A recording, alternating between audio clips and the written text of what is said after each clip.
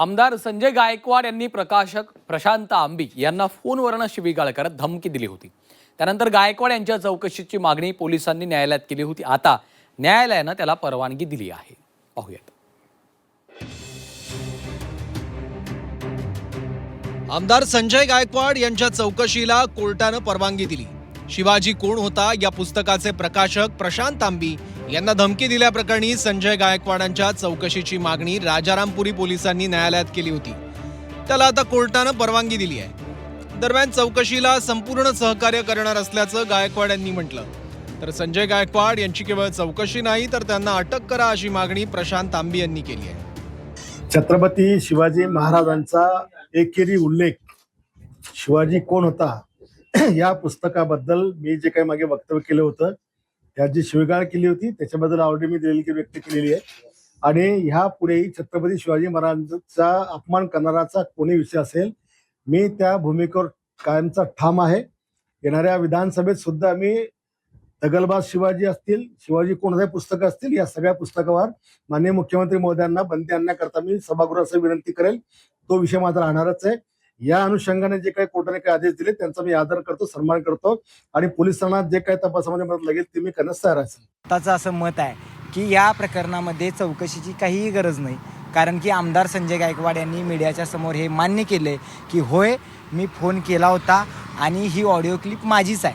त्यामुळे एका अर्थानं त्यांनी तो कबुली जबाब मीडियासमोर दिलेला आहे। त्यामुळे आता तुम्ही काय चौकशी करणार आहे? त्यामुळे पोलिसांना माझी अशी विनंती आहे की चौकशी वगैरे न करता अगोदर त्यांना डायरेक्ट अटक करावी आणि काय असेल ती चौकशी राजारामपुरी पोलीस स्टेशनमध्ये त्यांची चौकशी करावी।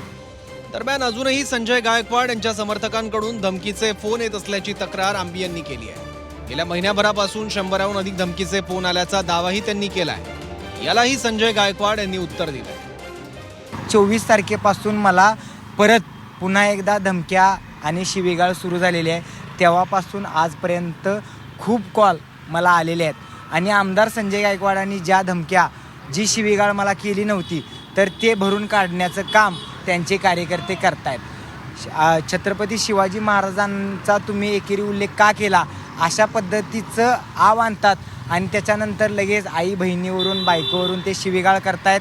माझे महाराष्ट्रात समर्थक आहे। मी काही मला ते काय अज्ञात समर्थक आहेत माझे। मी काही अनेकांना ओळखत नाही। महाराष्ट्रामध्ये महाराष्ट्रामध्ये देशाच्या बाहेर आहे। आता कोणी जर मला काही करत असेल तर त्याच्या भावना भडकत असतील मी काय करू शकत नाही। दरम्यान शिवसेनेनं देखील यावर प्रतिक्रिया दिली आहे। न्यायालयाच्या निर्देशानंतर चौकशी होणार आहे। त्या चौकशीला संजय गायकवाड सामोरे जातील असं शिरसाट यांनी म्हटलं। तर भाजपनेही यावर प्रतिक्रिया दिली आहे। जिल्हा न्यायालयाने जर चौकशी करायचे आदेशित केलं असेल तर त्याची चौकशी होईल आणि त्या चौकशीमध्ये खरं खोटं जे काय येईल ते निष्पन्न होईल। चौकशीला संजय गायकवाड सुद्धा समोर जातील आणि त्या संदर्भामध्ये काय त्यांचं म्हणणं होतं किंवा त्यांच्याबद्दलचे आरोप काय त्याबद्दलचा खुलासा सुद्धा ते करतील।